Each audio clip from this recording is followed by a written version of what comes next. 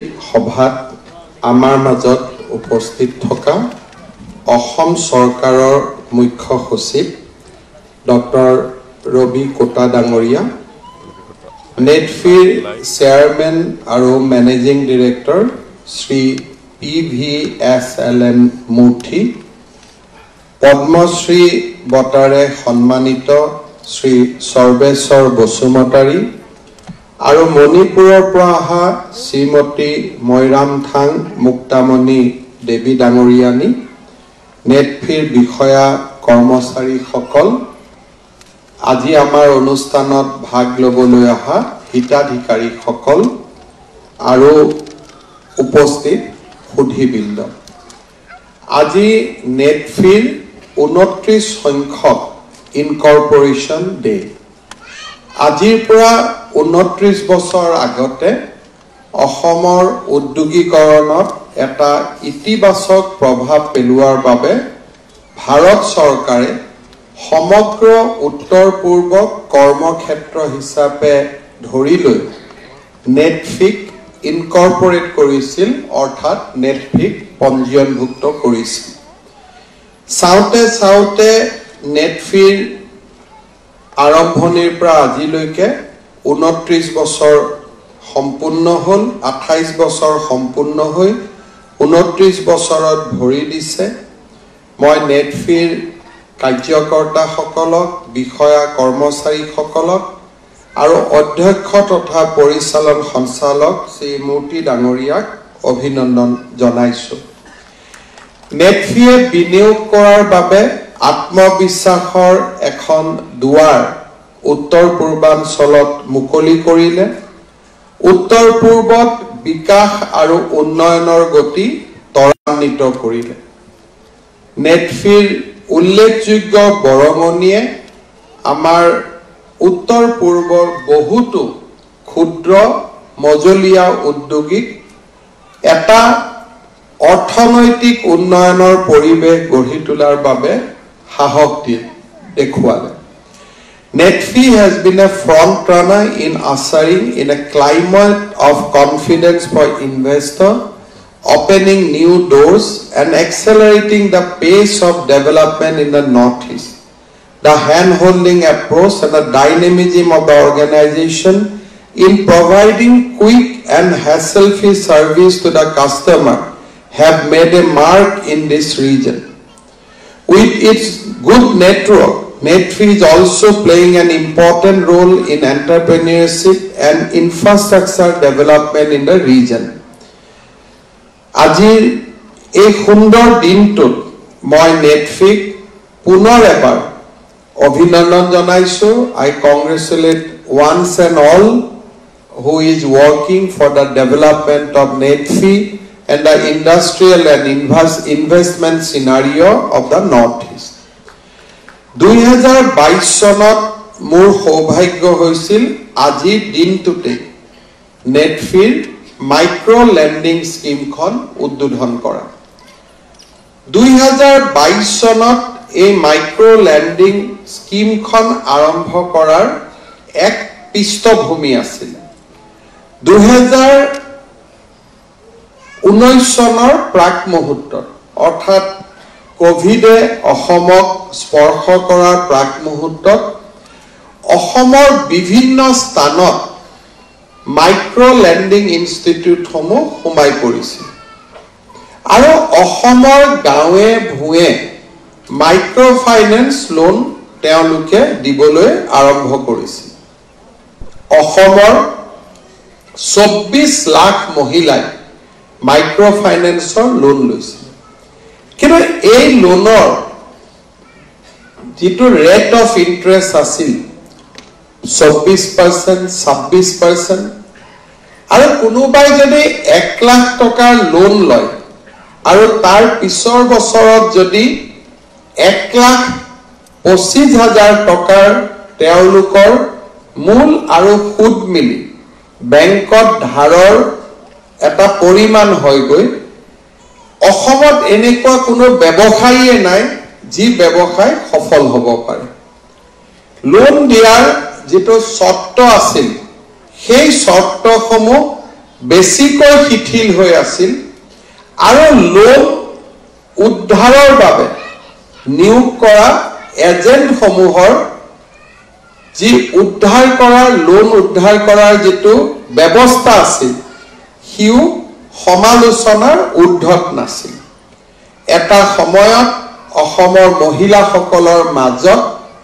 এটা এই লোনটোৰ বিৰুদ্ধে এটা অশান্তিৰ সৃষ্টি হৈছিল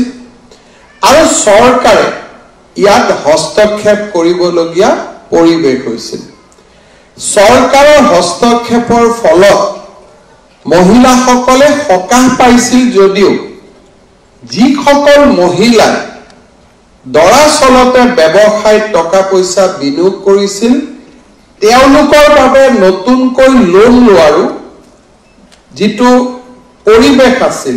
সেই পৰিৱেশটো বন্ধ হৈ গৈছিল যেতিয়া আমি মাইক্ৰ ফাইনেন্স লোনক বেয়া বুলি কওঁ যিসকলে লোন লৈ ভাল কাম কৰি আছিল তেওঁলোকেও ভৱিষ্যতে লোন পোৱাৰ ৰাস্তাটো এক প্ৰকাৰ বন্ধ হৈ গৈছিল আৰু বহুত কোম্পানীয়ে অসমত অপাৰেচন বন্ধ কৰি তেওঁলোক অসমৰ পৰা আঁতৰি গৈছিল সেই সময়ত নেটফিৰ চেয়াৰমেন মেনেজিং ডাইৰেক্টৰ দায়িত্ব মূৰ্তি ডাঙৰীয়াই গ্ৰহণ কৰিছিল আৰু আমি সকলোৱে জানো যে তেওঁ ষ্টেট বেংক অফ ইণ্ডিয়াৰ চিফ জেনেৰেল মেনেজাৰ হিচাপে নৰ্থ ইষ্ট জোনত সুখ্যাতিৰে তেওঁ কাম কৰি গৈছিল আৰু নৰ্থ ইষ্টৰ পৰিৱেশৰ ওপৰত তেওঁৰ এটা ফাৰ্ষ্ট হেণ্ড এক্সপিৰিয়েন্স আছিল তেখেতে মোক আহি কৈছিলে যে আমি এটা নতুন প্ৰডাক্ট আৰম্ভ কৰিব পাৰো য'ত নেকি আমি 12% আমি সুদ লম আৰু 12% সুদত আমি মাইক্ৰ ফাইনেন্সৰ লোন দিম মই তেওঁক কৈছিলো যে বেংকৰ পৰা আপুনি লোন লৈ ৰিফাইনেন্স 12%ত কেনেকৈ কৰিব তেতিয়া তেখেতে মোক কৈছিলে যে 70 কোটি টকা মই ভাৰত চৰকাৰৰ পৰা বিনামূলীয়াকৈ পাওঁ বিনা সুতত পাওঁ আৰু বেংকৰ পৰা মই 8%ত লোন ললে আৰু দুইটা যেতিয়া মই বেলেন্স আউট কৰি দিম তেতিয়া মই উইদাউট প্ৰফিট 12%ত মই মাইক্ৰ ফাইনেন্সৰ লোন দিব পাৰিম মোৰ মনত সন্দেহ আছিল মই ভাবিছিলো হ'ব নহব কাৰণ সেই সময়ৰ পৰিৱেশটোৱে এটা পৃথক পৰিৱেশ আছিল 22ৰ পৰিৱেশ কোভিডৰ পিছৰ পৰিৱেশ আৰু সেই পৰিৱেশত এই আঁচনিখন সফল হ'ব বুলি ময়ো অনুমান কৰা নাছিলো কিন্তু আজি আমাৰ বাবে সৌভাগ্যৰ কথা যে যোৱা দুটা বছৰত 27 সংখ্যক ইনকৰ্পোৰেচন দিন অৰ্থাৎ 2022 চনত আমি এই আঁচনিখন আৰম্ভ কৰিছিলো য'ত 2 লাখ টকা পৰ্যন্ত লোন পাব মৰ্টগেজ দিব নালাগিব আৰু 12% ইন্টাৰেষ্টতে আমি টকাৰ ব্যৱসায় কৰিব পাৰিম 24-25% ইন্টাৰেষ্ট টকা দিব নোৱাৰিলে ঘৰৰ পৰা টিভি ফ্ৰিজ উঠাই লৈ যোৱাৰ এটা পৰিৱেশ তাৰ বিপৰীতে 2 লাখ টকা লৈকে উইদাউট 12% ইন্টাৰেষ্ট উইদাউট মৰ্টগেজ আজি আমি ভিজুৱেল খনত চাইছো যে কেনেকে ক্ষুদ্ৰ উদ্যোগীসকলে তাক আদৰণি জনাইছিল আজি আমি গৌৰৱ অনুভৱ কৰো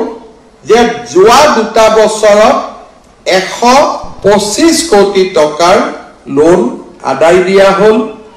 10,891 গৰাকী ক্ষুদ্ৰ উদ্যোগী ইয়াৰ পৰা আজি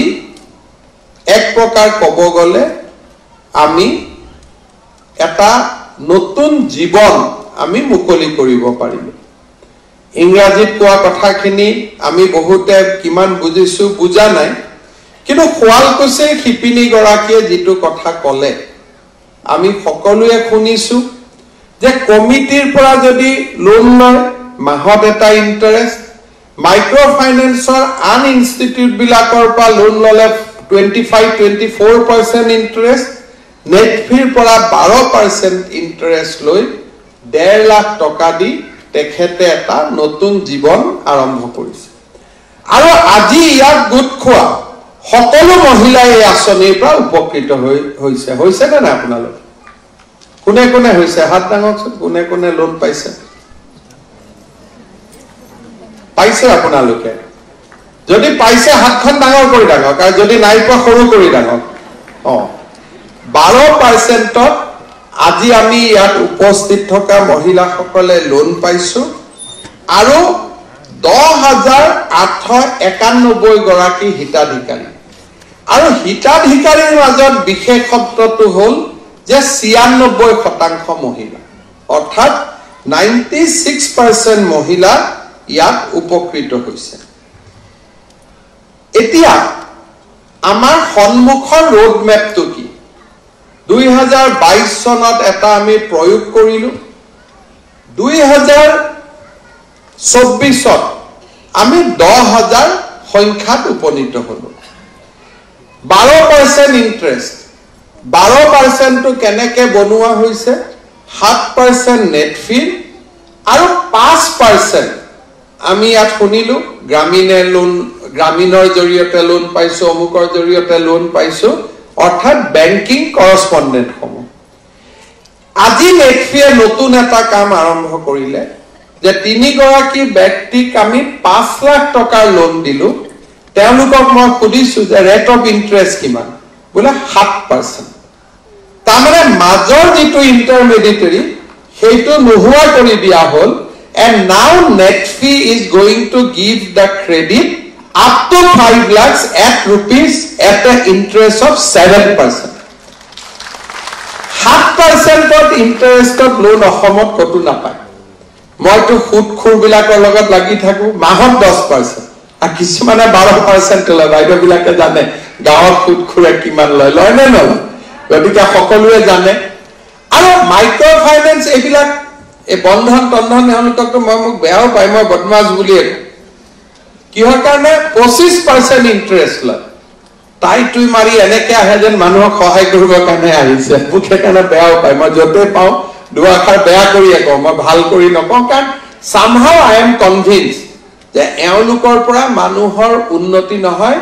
মানুহক লোনৰ ট্ৰেপ এটাত সোমাই দিয়ে আৰু ট্ৰেপটোৰ পৰা ওলাই আহিব নোৱাৰে কাল চক্ৰ এটাত সোমাই দিয়ে তাৰ পৰা মহিলাসকল ওলাই আহিব নোৱাৰে এতিয়া মই নেটফিক এটা বিশেষ কথা ক'ব খুজো ইন ডেজ টু কাম 2 মাহ হ'ব পাৰে 3 মাহ হ'ব পাৰে 1 মাহ হ'ব পাৰে 4 মাহ হ'ব পাৰে আমি অসমৰ মহিলা আত্মসহায়ক গোটৰ সকলো সদস্যক আমি 10,000 টকা কৈ দিম it will be a interest free grant ইয়াত আমি টকা ঘুৰাই নলম এইটো আমি ডাইৰেক্টলি 10,000 টকা কৈ মহিলাসকলক দিম নেক্সট যেটো মোৰ মনত ইচ্ছা আছে হেতু হল মহিলাসকলক আমি 15,000 টকা লোন দিম আৰু আকৌ 10,000 টকা আমি সাবসিডি দিম and the beneficiary will be 30 lakhs আমি যদি এই মহিলাখিনিক যেহেতু first seed money will go from government first 10,000 seed money will be given by government second 15,000 will be loan again 10,000 will be subsidy and if that 15,000 loan can be given in 7% out of that again 3.5% we will reimburse that means আমাৰ মহিলা সকলে সৰু সুৰা উদ্যোগ কৰাৰ এটা বহুত ডাঙৰ সুবিধা লাভ কৰিব মই নেটফিৰ সিএমডি মহোদয়ক অনুৰোধ কৰিম যে আপুনি আমাৰ মহিলা উদ্যমিতা আঁচনিটো ষ্টাডি কৰি লওক and how Netfi and Assam government can join hand in providing further loan to our beneficiary আমাৰ হিতাধিকাৰী সকলক কেনেকে আমি আৰু বেনিফিচিয়াৰি দিব পাৰো দ্বিতীয়তে আমি অসমৰ যুৱকসকলক 2 লাখ টকা upfront CM AAA আমি তেওঁলোকক গ্ৰান্ট দিম ফৰ এন্টাৰপ্ৰেনিয়ৰশিপ আৰু ইয়াতো আমি গ্ৰান্ট দিম সেই সকলক যি সকল অলৰেডি কিবা নহয় কিবা এটা কাম কৰি আছে already those who are involved in some economic activities যদি 2 লাখ টকা সৰকাৰৰ পৰা লোন লয় আৰু 2 লাখ টকাৰ ওপৰত তেওঁলোকক যি লোন লাগে if Netfi comes in and help them I think আমি বহুতখিনি একেলগে লগ লাগি কাম কৰিব পাৰিম central government gives you interest free loan Assam government can also give you interest free loan so we can work together on a solid scheme which will have a partnership from both central and state government and central government jito 70 koti toka di ase I can request government of India to increase it little bit more also so that Netfi's financial bargain can increase over the period so we will work together aji eta sofol asoni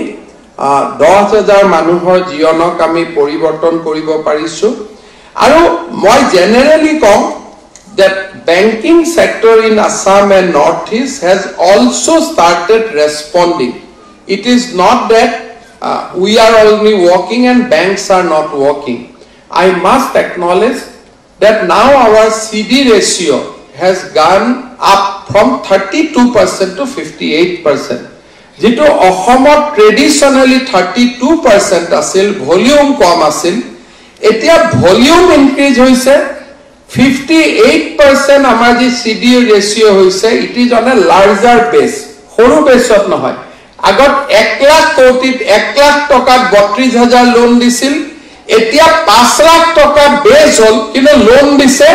58% tamane almost half of the amount more than half today aji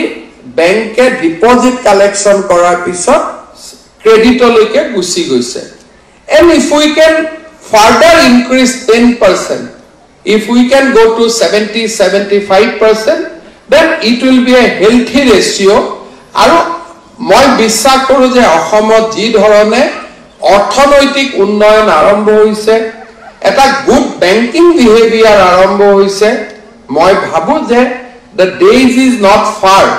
when we will reach 75% CD ratio on this today incorporation day of Netfi which is definitely a milestone for Assam and Northeast I would like to congratulate all the banking fraternity of the Northeast for raising the CD ratio up to 58%. This is a huge achievement and I must congratulate all our bankers friends through this platform. Moi bahut diholia koi noko bhal kam bilak hoi thakok protito bhal kamor logote Ahom sarkar jorito hoi thakibo perona সদায় আপোনালোকে সরকার আর ৰাইজৰ পৰা পাই থাকিব নেটফি বাবে এটা হনুৱালি ভৱিষ্যত কামনা কৰি মই মোৰ বক্তব্যৰ সামৰণি মাৰিছো ধন্যবাদ জয় হিন্দ বন্দে মাতৰম অসমৰ ৰাইজৰ হিতৰ বাবে সদায় চিন্তা কৰি থকা অসমৰ মাননীয় মুখ্যমন্ত্ৰী ডক্টৰ হিমন্ত বিশ্ব শৰ্মা ডাঙৰীয়া আপোনাক কৃতজ্ঞতা জ্ঞাপন কৰিছো আমি কৃতজ্ঞতা জ্ঞাপন কৰিছো অসম চৰকাৰৰ মাননীয়